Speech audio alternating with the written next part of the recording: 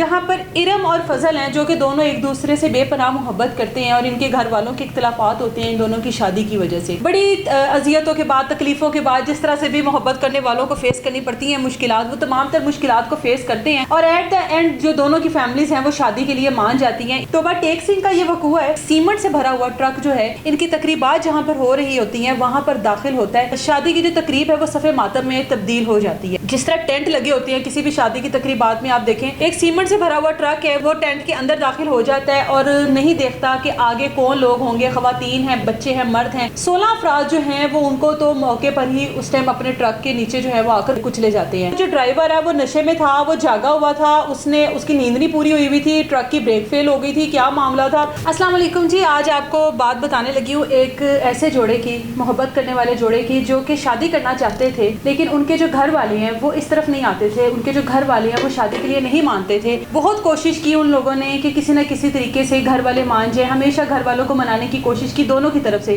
ہر باری جو گھر والے ہیں کسی نہ کسی وجہ سے انکار کر دیتے تھے. اب ارم اور فضل ہیں جو کہ پسند کی شادی کرنا چاہتے تھے، ایک دوسرے سے محبت کرتے تھے، لیکن ہمیشہ کی طرح جو گھر والوں کے جو اختلافات ہوتے ہیں کہیں نہ کہیں ارم کی طرف سے زیادہ وہ اختلافات ہیں ارم کے گھر والوں کی طرف سے. ارم کے والد کا نام ہے حاجی محمد قاسم، جو کہ اپنی بیٹی کی شادی جو ہے وہ اپنی فیملی میں کرنا چاہتا تھا، لیکن ارم جو ہے وہ شرعی حق بھی ہے اس کا کہ وہ اگر پسند کی شادی کرنا چاہتی ہے تو اس کی کر دی جائے. وہ فضل سے شادی کرنا چاہتی تھی. شادی کی تقریبات تو شروع ہو جاتی ہیں، گھر والوں کو بھی کسی نہ کسی طریقے سے منا لیا جاتا ہے. آگے ڈیٹیلز میں آپ کو بتاتی ہوں. لیکن شادی کی تقریبات کے دوران ایک سیمنٹ سے بھرا ہوا ٹرک جو ہے ان کی تقریبات جہاں پر ہو رہی ہوتی ہیں وہاں پر داخل ہوتا ہے. اب وہ اوور سپیڈ ہوتا ہے یا کیا معاملہ ہے وہ بھی آپ کو آگے چل کر بتاتی ہوں ویلاگ میں. لیکن شادی کی جو تقریب ہے وہ صف ماتم میں تبدیل ہو جاتی ہے. اب وقوع کیا ہے آپ کو بتاتی ہوں. توبہ ٹیک سنگھ کا یہ وقوع ہے جہاں پر ارم اور فضل ہیں جو کہ دونوں ایک دوسرے سے بے پناہ محبت کرتے ہیں اور ان کے گھر والوں کے اختلافات ہوتے ہیں ان دونوں کی شادی کی وجہ سے. اب کیونکہ دونوں شادی کرنا چاہتے ہیں، ہر باری گھر والوں کو مناتے ہیں، ہر باری جو گھر والے ہیں وہ کوئی نہ کوئی وجہ بتا کر انکار کر دیتے ہیں. بڑی اذیتوں کے بعد، تکلیفوں کے بعد، جس طرح سے بھی محبت کرنے والوں کو فیس کرنی پڑتی ہیں مشکلات، وہ تمام تر مشکلات کو فیس کرتے ہیں اور ایٹ دا اینڈ جو دونوں کی فیملیز ہیں وہ شادی کے لیے مان جاتی ہیں. ارم کا جو والد ہے وہ ہتھیار ڈال دیتا ہے بیٹی کے آگے اور وہ کہتا ہے کہ ٹھیک ہے جہاں پر میری بیٹی کی پسند ہے میں وہیں پر اس کی شادی کر دیتا ہوں.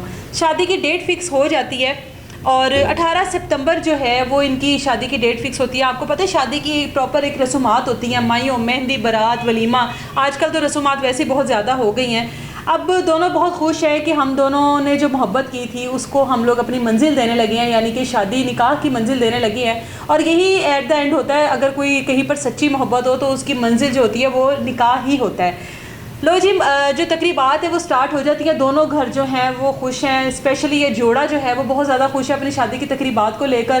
تمام تر جو آپ کے خواب ہوتے ہیں آپ اپنے ان اسپیشل دنوں کے لیے بچا کے رکھتے ہیں اور ان کو پورا کرنے کے لیے ہر طرح کی کوشش کرتے ہیں. مہندی کا فنکشن چل رہا ہوتا ہے، تقریباً 200 سے 250 لوگ جو ہے وہاں پر موجود ہوتے ہیں. مہندی کی تقریبات چل رہی ہیں اور آپ کو پتہ ہے جہاں پہ مہندی کی تقریبات ہوں وہاں پر خواتین، لڑکیوں کا رش زیادہ ہوتا ہے، کیونکہ مرد حضرات کا اکثر کہنا ہوتا ہے کہ جو مہندی کی تقریبات ہے یہ خواتین کا فنکشن ہے، آپ لوگ جا کے اٹینڈ کریں، ہم لوگ بارات والے دن حاضری لگا لیں گے. تو مہندی کی تقریبات چل رہی ہوتی ہیں، بیٹھے ہوتے ہیں دلہا دلہن بیٹھے ہوتے ہیں، مٹھائی ان کو کھلائی جا رہی ہے، مہندی کی جو پراپر ایک رسم ہے وہ کی جا رہی ہے اور ڈی جے سسٹم لگا ہوا ہے اور ساری تمام جو خوشیاں ہیں وہ منائی جا رہی ہیں. ہر رشتہ اپنے اپنے مطابق جو ہے وہ خوشیاں منا رہا ہے.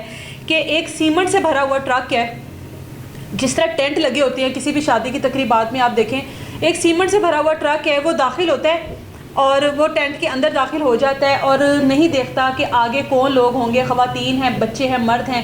16 افراد جو ہیں وہ ان کو تو موقع پر ہی اس ٹائم اپنے ٹرک کے نیچے جو ہے وہ آ کر کچلے جاتے ہیں. اب یہاں پر جو سپیڈ ہے وہ کم نہیں ہوئی، یہاں پر ٹرک کی بریک نہیں لگی ہے، وہ نان سٹاپ چلتا جا رہا ہے. ایک ٹینٹ سے نکلا دوسری طرف سے باہر ہوا، باہر ایک مزدہ کھڑا ہے، مزدے کے ساتھ جا کر وہ ٹرک جو ہے وہ ٹکرایا ہے.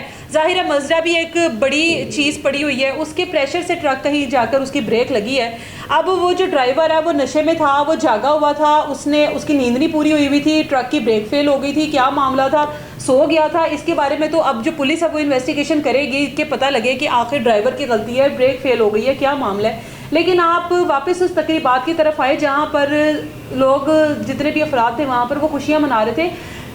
ایٹ دا اسپاٹ تو لوگوں کو پتہ ہی نہیں لگا کیونکہ شور شرابہ تھا, ڈی جے سسٹم چل رہا تھا, لوگوں کو پتہ ہی نہیں لگا کہ ہوا کیا ہمارے ساتھ, یہ ایک دم سے کیا چیز آئی ہے, اور تمام تر جو لوگ ہیں وہ اس طرح سے گھبرا گئے, پریشان ہو گئے کہ ہم لوگوں کے ساتھ یہ ہوا کیا ہے.